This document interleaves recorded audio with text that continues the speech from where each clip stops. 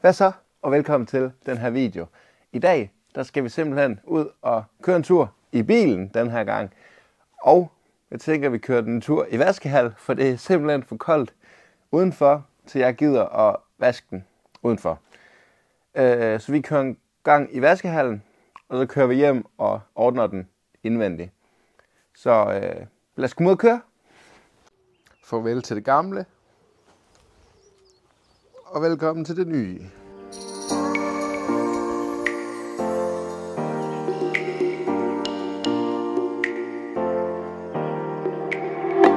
Som vi kunne se på klippene lige før, så ser bilen ikke særlig godt ud.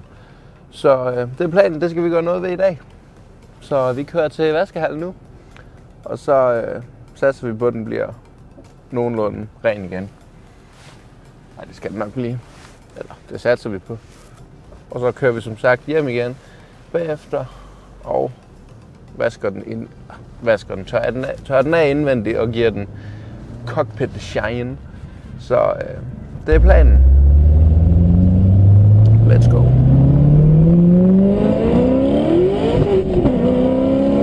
Så kom vi simpelthen herned, og der er lidt kø. Så vi venter. Men det er så smart hernede. Du kan bare blive siddende i bilen. Det ved jeg godt, det kan man de fleste steder nu. Men det har jeg aldrig prøvet før, så det skal vi lige prøve. Så jeg har installeret OK's app.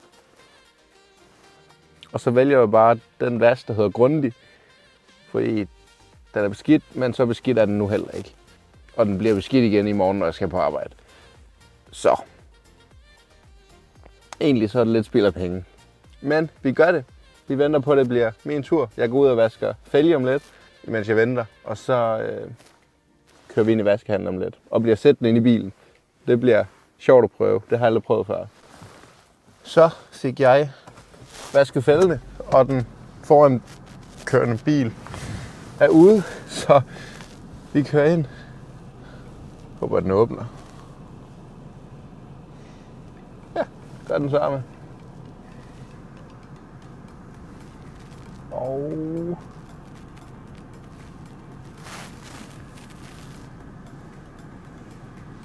så bliver vi holdende her. Går jeg lige ud og klapper sidespejlene ind. Så sidder vi inde i bilen igen. Jeg fik sidespejlene klappet ind. Og vi har valgt, skal jeg lige være helt sikker her. Vi vælger vaskehalet, for det er der vi holder. Så vælger vi vasken, der hedder Grundig. Okay, nu skal jeg bare trykke. Jeg skal lige tjekke, at tænden ikke er. Jeg har sådan en lille antenne. Jeg satser på, at den godt kan blive der. Det finder jeg ud af. Vi låser bil og swiper startvask. Burde der ske noget om lidt. Det gør der også.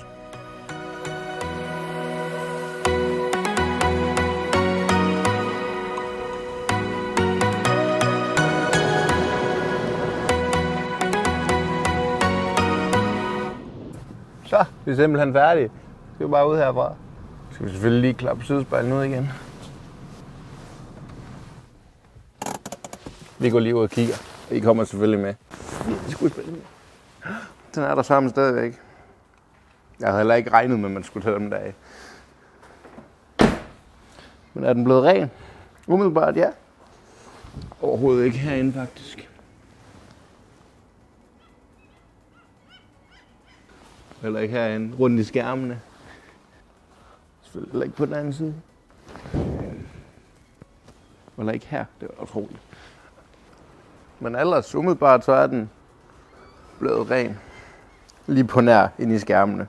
Men det ved jeg heller ikke lige, hvordan en maskine skal kunne sørge for det.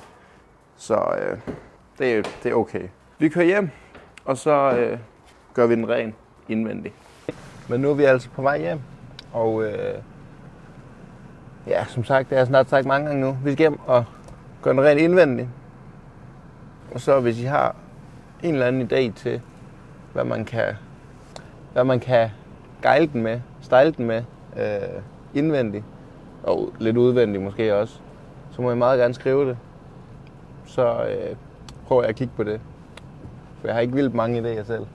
Men der er selvfølgelig masser af ting, man kan lave. Skriv det gerne ned i kommentarerne.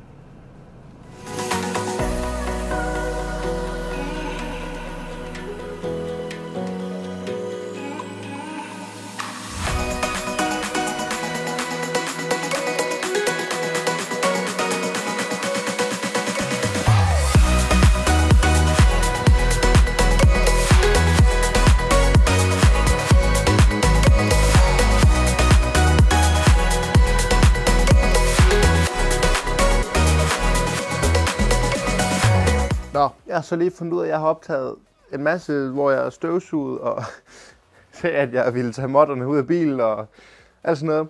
Det har jeg så lige optaget uden lyd på. Men så jeg det som timelapse i stedet for. Så det er egentlig fint nok. Det har hjulpet en hel del. Så nu der skal vi støvsuge ind i bilen. Og så giver vi den, så vasker vi lige rundt ved dørlisterne og sådan noget. Og så giver vi den vinyl makeup bagefter.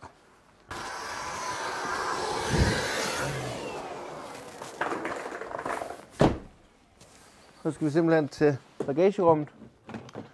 Og så kan man se, som I kan se, så ligger der en masse lort. Og det her, det er simpelthen det er kaliberne til foran. Fordi på et tidspunkt, der var min bror ude at køre i den her bil. Og så lige pludselig, så er det som om den ene kaliber, den bare sætter sig totalt. Og så begynder rattet at ryste helt vildt. Og så kører vi den på værksted. Og så fortæller de, at det er kaliberen, der er gået. Så der er 2 nye forkaliber på. Og de gamle, de ligger så i de her kasser. Hvor de nye, de lå i. Nu skal vi bare støvsuge bilen bagved i bagagerummet. Og så skal vi til at tørre af, fordi den er hamrende beskidt. Så er vi næsten klar til det aller sidste på bilen. Så det tørrer jeg lige af.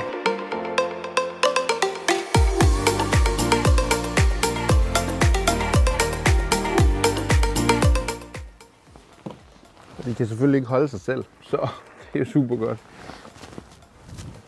Den tørrer vi bare af. Nå. Det ser altid så rent og fint ud, lige når man har tørret af, og det stadig er vådt. Men så ofte, når det begynder at tørre ind igen, så bliver det så er det lige så beskidt, som det var, inden man tørrede af. Hvis der er nogen, der har en idé til, hvad end det kunne være, der gør, at den lukker selv. Det skal lige sige, at bilen den holder, så den holder med foran lidt nedad. Så den burde faktisk slet ikke kunne lukke. Men ja, hvis der er nogen, der har en idé til, hvad det kunne være, eller om det bare er at stramme inden her bagved, hvor ligesom, der er et stykke metal, der går ind i døren, som ligesom burde holde døren. Hvis man bare kan spænde det eller noget. Skriv det gerne ned i kommentarerne, hvis I har en idé til det.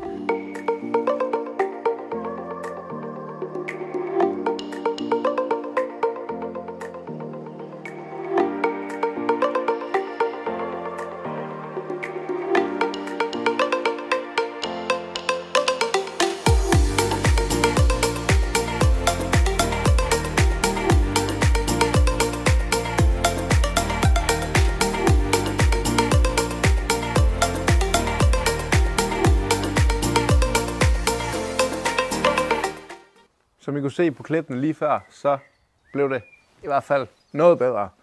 Vi er færdige, kan man vel godt sige, og den blev næsten så god som ny. Ikke helt. Det er jo en bil fra 2006, så den er næsten 20 år gammel. 18 år præcis. Den blev i hvert fald noget pænere at kigge på. Derfor, når den er færdig, så vil jeg sige tusind tak, fordi I gad se med. Husk at like, subscribe, kommentere og del videoen med alle jeres venner. Og så håber jeg, vi ses til en anden video. Ha' det rigtig godt, til vi ses igen. Hej hej.